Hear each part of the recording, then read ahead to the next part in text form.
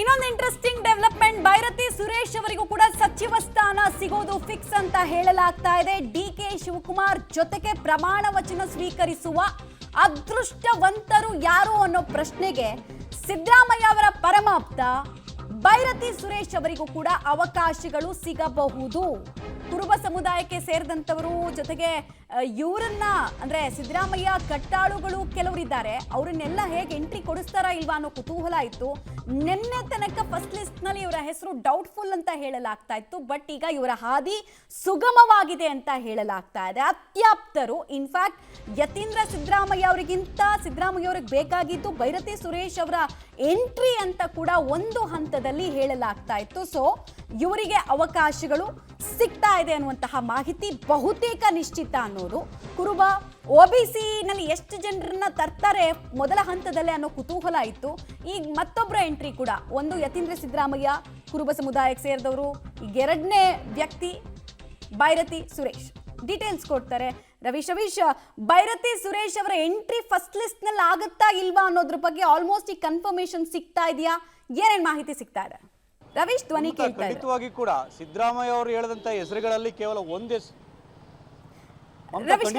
ಸಿದ್ದರಾಮಯ್ಯ ಅವರು ಕೊಟ್ಟಂತ ಹೆಸರುಗಳಲ್ಲಿ ಕೇವಲ ಒಂದು ಹೆಸರು ಬಂದಿದ್ರೆ ಅದು ಸಿದ್ದರಾಮಯ್ಯ ಅವರ ಅಸಮಾಧಾನಕ್ಕೂ ಕೂಡ ಕಾರಣ ಆಗ್ಬೋದು ಅನ್ನೋ ದೃಷ್ಟಿಯಿಂದ ಎಲ್ಲೋ ಒಂದ್ ಕಡೆ ಅವರ ಆಪ್ತರಲ್ಲಿ ಒಬ್ಬರಾದಂತ ಭೈರತಿ ಸುರೇಶ್ ಅವರಿಗೆ ಮಣೆ ಹಾಕಿದ್ದಾರೆ. ಅಂದ್ರೆ OBC ಕೋಟ್ ಆಗುತ್ತೆ, ಕುರುಬ ಸಮುದಾಯದ ಆಗುತ್ತೆ. ಕುರುಬ ಸಮುದಾಯದ ಮುಖ್ಯಮಂತ್ರಿನ ಕೆಳಗಡೆ ಇಳಿಸಿದ ಬಳಿಕ ಅವರಿಬ್ಬರಿಗೆ ಸ್ಥಾನಮಾನ ಕೊಟ್ಟಂತಾಗುತ್ತೆ, ಮೆಸೇಜ್ ಪಾಸ್ ಮಾಡ್ದಂಗಾಗುತ್ತೆ ಅಂತ ಹೈಕಮಾಂಡ್ನ ಒಂದು ಲೆಕ್ಕಾಚಾರ ಇರ್ಬೋದು. ಆ ಕಾರಣಗಳಿಗೋಸ್ಕರ, ಯಾಕಂದ್ರೆ ಜಮೀರ್ ಅಹಮದ್, HC ಮಹದೇವಪ್ಪ ಇವರು ಕೂಡ ಒಂದು ರೀತಿಯಲ್ಲಿ ಸಿದ್ದರಾಮಯ್ಯ ಪರಮಾಪ್ತರು. ಆದ್ರೆ ಅವರಿಗೆ ಮೊದಲ ಪಟ್ಟಿಯಲ್ಲಿ ಸ್ಥಾನ ಕೊಡದೆ ಹೋಗಿದ್ರೆ, ಜೊತೆಗೆ ಎಲ್ಲೋ ಒಂದ್ ಕಡೆ ಬರೀ ಕೇವಲ ಯತೀಂದ್ರ ಸಿದ್ದರಾಮಯ್ಯ ಆದ್ರೆ ಅದ್ರ ಬೇರೆ ತರ ಮೆಸೇಜ್ ಹೋಗ್ಬಿಡುತ್ತೆ ಅನ್ನೋ ಆತಂಕ ಇರ್ಬೋದು. ಆ ಕಾರಣಗಳಿಗೋಸ್ಕರವಾಗಿ ಭೈರತಿ ಸುರೇಶ್ ಹೆಸರನ್ನು ಕೂಡ ಆಡ್ ಆನ್ ಮಾಡಿದ್ದಾರೆ. ಜೊತೆಗೆ ಎಲ್ಲೋ ಒಂದ್ ಕಡೆ ಸಿದ್ದರಾಮಯ್ಯನವರು ಬೇರೆ ಬೇರೆ ರೀತಿಯಲ್ಲಿ ಏನು ಒಂದು 9 ರಿಂದ 10 ಹೆಸರುಗಳನ್ನು ಕೊಟ್ಟಿದ್ರು, ಆ 10 ಹೆಸರುಗಳ ಪಟ್ಟಿಯಲ್ಲಿ 2 ಹೆಸರುಗಳಿಗೆ ಒಂದು ರೀತಿಯಲ್ಲಿ ಟಿಕ್ ಮಾಡಿರ್ತಕ್ಕಂಥದ್ದು ಅನ್ನೋದು ಸ್ಪಷ್ಟ. ಆದ್ರೆ ಪರಮೇಶ್ವರ್ ಅವರ ವಿಚಾರದಲ್ಲಿ ಸಿದ್ದರಾಮಯ್ಯನವರು ಕಡೆ ತನಕ ಕೂಡ DCM ಕೊಡ್ಲೇಬೇಕು ಅನ್ನೋ ಪಟ್ಟನ್ನು ಹಿಡ್ಕೊಂಡಿರ್ತಕ್ಕಂಥ ಹಿನ್ನೆಲೆಯಲ್ಲಿ ಬಹುತೇಕ ಅವ್ರನ್ನ DCM ಅನ್ನಾಗಿ ಘೋಷಣೆ ಮಾಡುವಂತ ಸಾಧ್ಯತೆಯೂ ಕೂಡ ಇರುತ್ತೆ.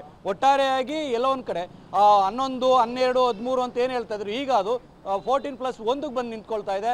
ಹಾಗಾಗಿ ಇನ್ನುಳಿದಿರ್ತಕ್ಕಂಥ ಕ್ಯಾಬಿನೆಟ್ ಸಂದರ್ಭದಲ್ಲಿ ಸಾಕಷ್ಟು ಬೇರೆ ಬೇರೆ ರೀತಿಯ ಲೆಕ್ಕಾಚಾರಗಳಿರ್ಬೋದು.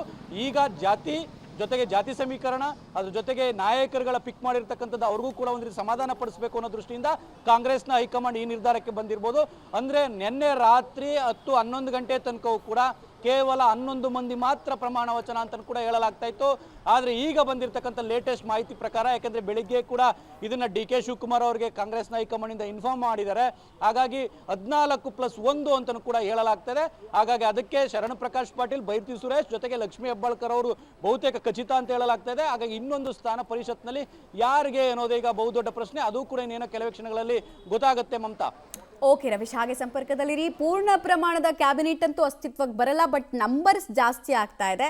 ಈಗ ಸಿಗ್ತಾ ಇರುವಂತಹ ಮಾಹಿತಿ ಪ್ರಕಾರನೇ 10 ರಿಂದ ಅದು 14ಕ್ಕೆ ಜಂಪ್ ಆಗಿದೆ. ಸೊ 14ರಲ್ಲಿ ಇನ್ನೊಂದು ಸರ್ಪ್ರೈಸ್ ಎಂಟ್ರಿ ಅಥವಾ ಹೈಕಮಾಂಡ್ ಕೋಟಾದ ಅಡಿಯಲ್ಲಿ ಇನ್ಯಾರಾದರೂ ಎಕ್ಸ್ಪೆಕ್ಟೇ ಮಾಡೋಕ್ಕಾಗ್ತಿರೋರು ಬರ್ತಾರಾ ಅನ್ನೋದು ಈ ಕ್ಷಣಕ್ಕೆ ಉಳಿತಾ ಇರುವಂತಹ ಕುತೂಹಲ ಆಗ್ತಾ ಇದೆ. ಜೊತೆಗೆ ಇದರಲ್ಲಿ ನೆಕ್ಸ್ಟ್ ನಾವು ಡಿಕೋಡ್ ಮಾಡ್ತಾ ಹೋಗಬೇಕಾಗಿರೋದು, ಮೂಲ ಎಷ್ಟು, ವಲಸಿಗ ಕಾಂಗ್ರೆಸ್ಸಿಗರಿಗೆ ಎಷ್ಟು ಮಣೆ ಹಾಕಿದ್ದಾರೆ ಅನ್ನೋದು ಒಂದು ಪ್ರಶ್ನೆ. ಎರಡನೇದು, ಸಿದ್ದರಾಮಯ್ಯ ಬಣದಲ್ಲಿರೋರಿಗೆ ಎಷ್ಟು ಜನರಿಗೆ ಮತ್ತೊಮ್ಮೆ ಅವಕಾಶಗಳನ್ನು ಒದಗಿಸಿ ಕೊಡೋ ಕೆಲಸವನ್ನು ಮಾಡಿದೆ. ಸೀನಿಯರ್ ಲೀಡರ್ಸ್ ಕೆಲವರಿಗೆ ಮಂತ್ರಿ ಆಗೋದು ಕಷ್ಟ ಆಗ್ತಾ ಇದೆಯಾ ಅಥವಾ ಸುಲಭ ಆಗುತ್ತಾ ಅನ್ನೋ ಪ್ರಶ್ನೆಗೂ ಉತ್ತರ ಈ ಲಿಸ್ಟ್ ನಲ್ಲಿ ಗೊತ್ತಾಗ್ತಾ ಹೋಗುತ್ತೆ.